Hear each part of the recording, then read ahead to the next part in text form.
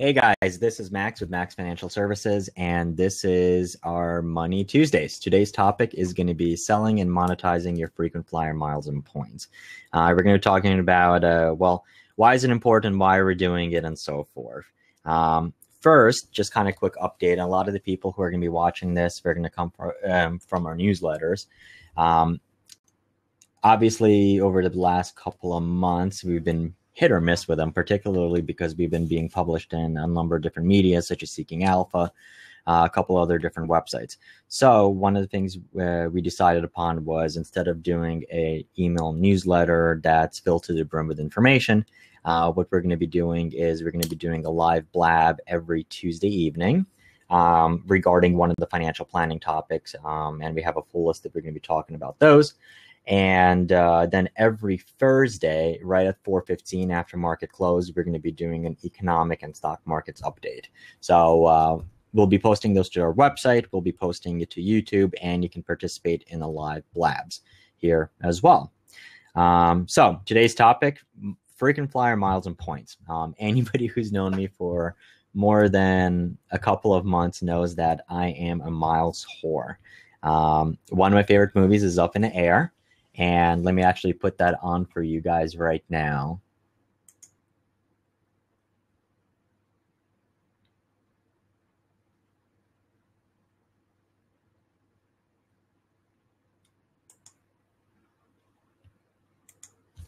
Oops.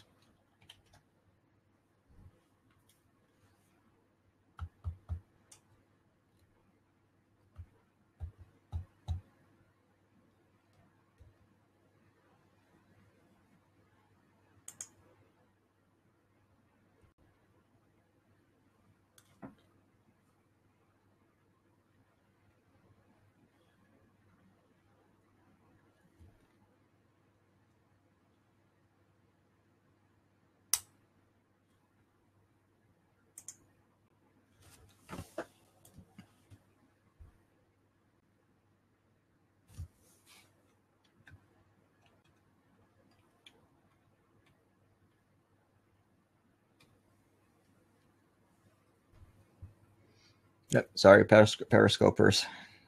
No volume.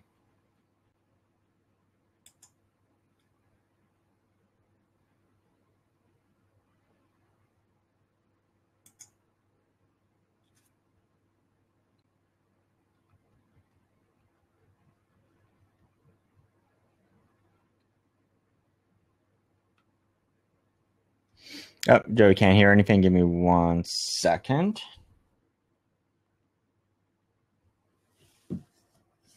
Yeah, let's figure out why the volume does not work.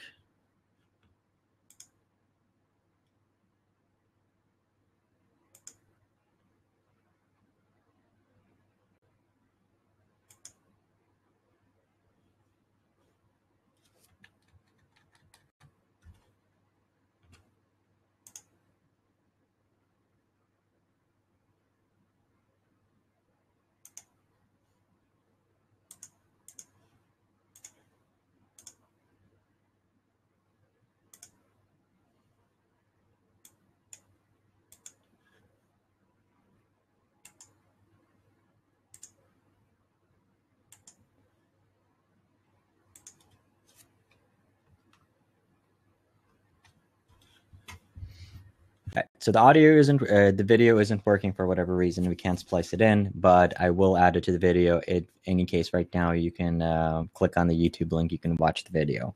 But one of the best scenes from Up in the Air is George Clooney's character explaining to his young intern protege when she asks him, well, what are these miles? Why you're really doing it? Why you're acting like a douche? And he's like, well, I don't do anything if it doesn't benefit or contribute to my frequent flyer miles account. And the funniest part is that scene actually starts out where Clooney's character, where Clooney's character goes in and he cuts a woman off in line at a Hilton. And she's like, hey, that guy just cut us off in line. And the concierge goes, well, he's one of our Diamond Medallion members. So really, really, really, really cool scene. All right. So pretty much everybody's going to be familiar with frequent flyer miles and points are. So why should you care? Quite simply, it's real money.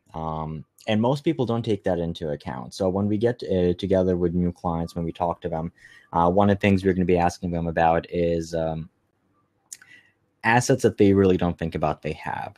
Such as, for example, if you have any valuable collections, if you have any collectible, let's say, for example, firearms, stamp collections, jewelry collections, anything else like that. As part of those lesser known assets, one of them is definitely frequent flyer points and miles. Now, typically people who do miles, I mean, they'll have them for a long, long time just because they've been doing them. I'll give you an example. Somebody I know within the family, they have a business and they've been doing their American Express for years. And they've had a couple 100,000 membership reward points. And that is a really, really, really good day for them. Simply because, I mean, that's about $4,000 or $5,000 if they wanted to sell those points. And then if they wanted to redeem them, it could be significantly more. So it's real money, and it's something that should be taken into account.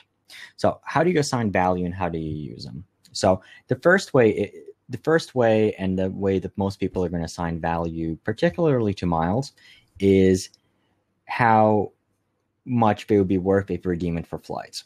So typically when everybody basically talks about miles, one of the things we're talking about is, well, you know what, I flew first class to Australia on Qantas or on Emirates, and I flew it all on miles. And it was a $10,000 or $15,000 ticket, and I got it for free. So typically one of the way, if you're going about it that way, and if you're focusing on getting the most bang for your buck, a frequent flyer mile might actually be worth 4 or 5 cents for the trip. So let's say, for example, if you if you redeem 100,000 miles for a ticket that would cost you, let's say, $4,000, well, that's 4 cents per mile of redemption. And if you have a credit card that earns 1 mile per dollar, well, you just redeemed it at 4% cash back effectively. Now, that's one way of looking at it. My own perspective on it really is, well, if I wouldn't be paying $10,000 for a first class ticket anyway, then is it really the best way of using that money? Is it really the best way of using those miles? So typically, if I would be redeeming it for anything, I would be redeeming less miles for a regular first class domestic ticket or for economy comfort or something along those lines. Typically, if you can get more than 2 cents per mile, it's considered a pretty good redemption. One of our elderly clients who's already retired, we were looking at tickets for her to go to Italy, and we were able to find economy tickets for 60,000 Delta miles, which are worth right around $600 for a ticket that she can actually redeem at the low levels for a ticket that is right around $1,300 or so if we wanted to pay for it in cash. So that's a pretty decent redemption for her.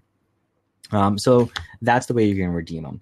Now, the other way of looking at it is, how do you value miles as cash?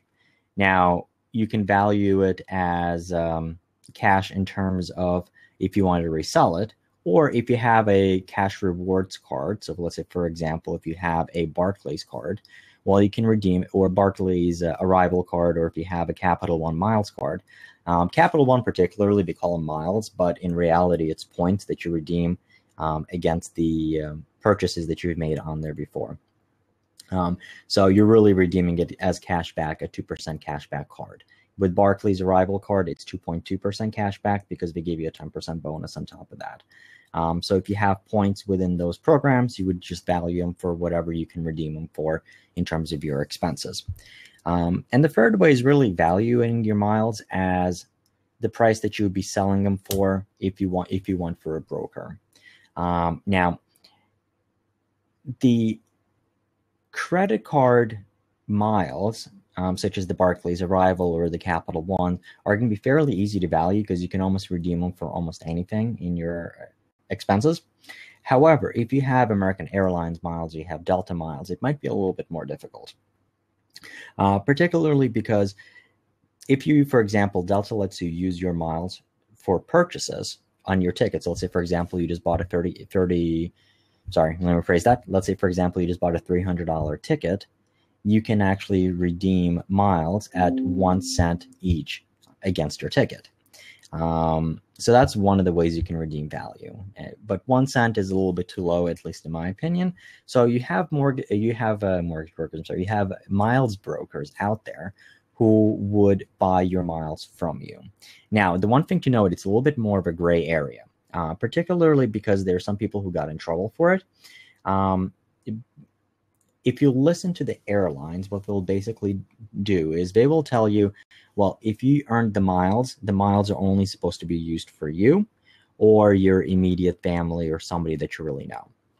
The way miles brokers operate is they're almost like travel agents. So they're going to go find somebody who is looking to go, let's say, from Australia to the United States. And they really don't care about earning miles. They just want to fly in comfort, or they want to buy a first-class ticket, but they want to buy it at a discount. So what a miles broker would do is they would look for those opportunities. And let's say, for example, let's take that same $10,000 first-class ticket price between Australia and the United States. What they would do is they would find somebody to buy that ticket for $5,000. And then if they know that you would want to sell your miles, let's say they would pay you $2,000 or $3,000 or something along those lines for your miles and for your points, and then they would use that to book the tickets. So literally what they're doing is they're connecting you and somebody who wants to fly and redeem those miles. Some companies are better with it than others in terms of allowing you to use it. But for example, you have like American Miles or United, where they will close your account if they see you doing it too often or they blatantly catch you doing that. But as far as the values are concerned, so going for a broker, if you really need the money, there's plenty of them. You can go on Fat Wallet forums, or you can just do a Google search for miles brokers, or you can send me a message or send me an email. I can give you a couple of recommendations of people I've worked with in the past who have been good, and they'll point you in the right direction. Typically, frequent flyer miles are going to be valued at right around 1 to 1.2 cents a mile if you're going to be selling it to somebody. So can't say I have done it in the past, but I've heard and I've had offers for Delta miles at about 1.2 cents a mile, and United miles were right around 1.3 if I recall correctly.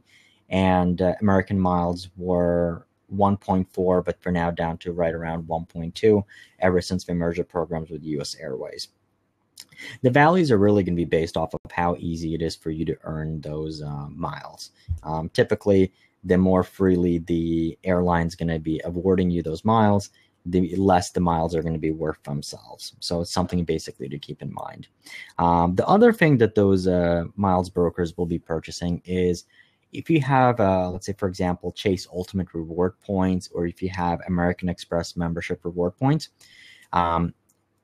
they will purchase those from you typically at higher rates. So I've seen them as high as like 1.5 cents per American Express points. And the reason why is because those points are eligible to be transferred into more than one program. So you can transfer them to, let's say, Delta, you can transfer them to Emirates, you can transfer them to Qantas, and then depending on the alliance, they can be used most effectively. So if you're accumulating points, American Express points or Chase points are going to be one of the good ways of going about it, simply because if you want to use it for yourself, if you want to sell it to somebody else, or if you want to redeem it for whatever purposes, Amex and Chase are going to give you the most options, as opposed to, let's say, for example, if you have just Delta miles, well, you got to redeem it for Delta or one of their partners. So that's basically what I had as far as monetizing the miles and kind of one of the ways you can kind of keep it. So 3 things about thinking about miles from a financial planning point of view. Number 1, think of them as assets. It is no different than money in your checking accounts. It's no different than money as in your savings account. If you're planning a trip, you can pay for it for your credit card for your points, or you can take the money out of your checking or savings account. So miles are points. Think of them as an asset. Along the same lines, think like George Clooney from Up in the Air. Anything that you purchase, ask yourself, how am I benefiting my miles account? Simply put, you have credit cards out there that you don't earn anything on them, so why not earn some miles on your everyday purchases? And if you want to go more extravagant, look into manufactured spending. That's all I'm going to say on that topic. And lastly, number 3, monetize it if the opportunity is right. If you're going to be using miles, or if you're going to be using points, by all means, keep them. However, very many people, they will earn those points and they're never going to redeem them. If there's one thing that the industry has taught, is that over time, the points will get devalued. Over time, they do go down in value as the companies hand out more points, more miles, and we find ways of charging more for them. So if you don't foresee yourself using those miles or those points, find a way to monetize them one way or another, either by using them yourself, booking it for a trip for your friends or your family, or selling it through a points broker, if that is something that you're comfortable with going about that way. All right, so at that point, we will end the blab. We will open it up for questions in case anybody has any.